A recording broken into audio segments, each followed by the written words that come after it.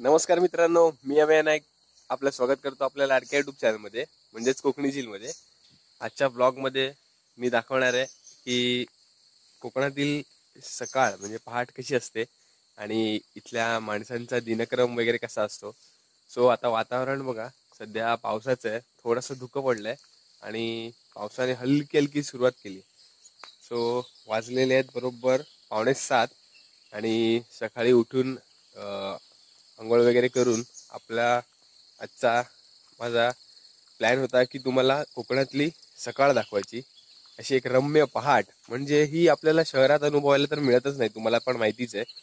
पण इथल्या माणसांची सकाळ कशी असते किंवा इथे झाडाझुडपांमधून आवाज, पक्ष्यांचा आवाज, किलबिलाट, यात मन कसं प्रसन्न होतं ना, ते तुम्हाला दाखवायचं आहे।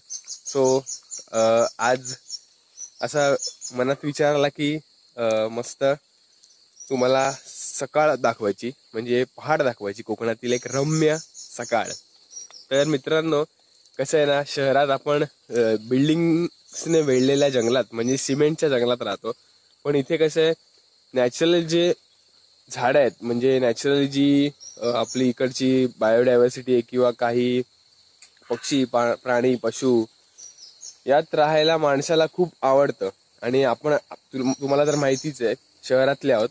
सो बहुतेक जण म्हणजे आपले फॅमिली मेंबर्स मला सांगत होते की तू कुठे राहतोस किंवा तुझं गाव कोणतं, हे इंट्रोड्यूस कर। तर आज मी आपल्या या ब्लॉगमध्ये द्वारे तुम्हाला सांगणार आहे, माझं गाव आहे ओसरगाव, म्हणजेच कणकवलीतील ओसरगाव। ओके, आणि हे सिंधुदुर्ग जिल्ह्यात येतं। सिंधुदुर्ग हा जिल्हा आहे, महाराष्ट्रातील एक जिल्हा आहे, आणि त्यात कणकवली आणि कणकवली तालुक्यातील माझं ओसरगाव गाव। सो असा होता माझा हा इंट्रोडक्शन म्हणजे माझा परिचय सगळ्या आपल्या फॅमिली मेंबर्सना। आणि अगदी कणकवली पासून 5 मिनिट, कणकवली रेल्वे स्टेशन आणि एसटी स्टँड पासून 5 मिनिटांच्या अंतरावर हायवेला लागून आपलं एक ओसरगाव आहे। जसं तुम्ही तळ्याचा वगैरे माशांचा व्हिडिओ पाहिलात, तर तो तळ्यापासून आपलं थोडं मागे म्हणजे कणकवली साईडला, टुवर्ड्स कणकवली, तळ राहिलं कुडाळ साईडला किंवा सावंतवाडी साईडला, पण आपलं कणकवली साईडला आहे गाव। सो अगदी 5 मिनिटांच्या अंतरावर आहे, गाडीने किंवा बाईकने तुम्ही आलात तर। सो आज पाहूयात की सकाळ कशी असते।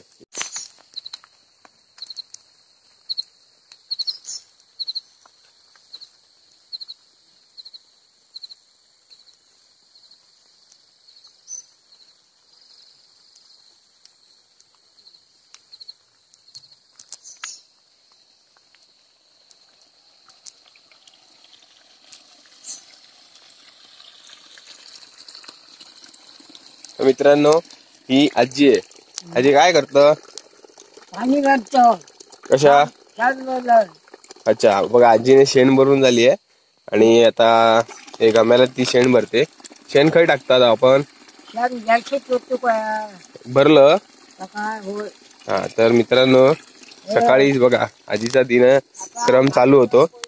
हे बघा, तिने शेण भरून आणलं आणि इथे ठेवलं दोंडगीमध्ये आपल्या, म्हणजे ही गोबर गॅसची टाकी आहे आपली। आणि आपला कौलारू वाडा।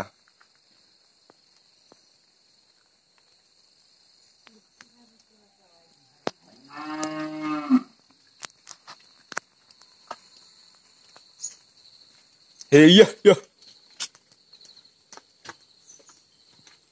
तर बघा, गाई वासरं पण हमरू लागली।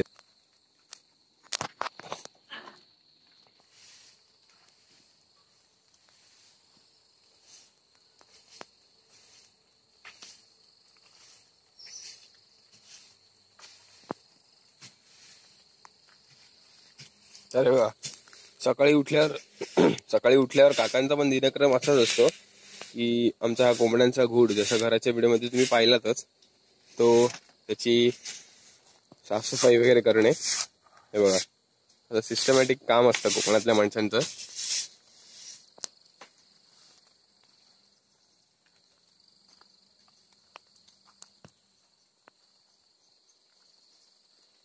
आणि तर आपण आपल्या परसोवतच आहोत आता। आणि आता कसं आहे बघा, तुम्हाला आवाज येतच असेल अं, किर किर किंवा असा किड्यांचा. सो पहाटेला असाच आवाज येतो मित्रांनो. पक्ष्यांचा किलबिलाट असतो.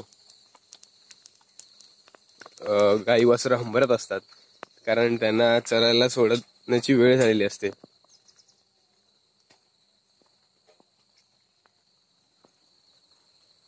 असं वातावरण करून ठेवलंय पाऊस राजाने.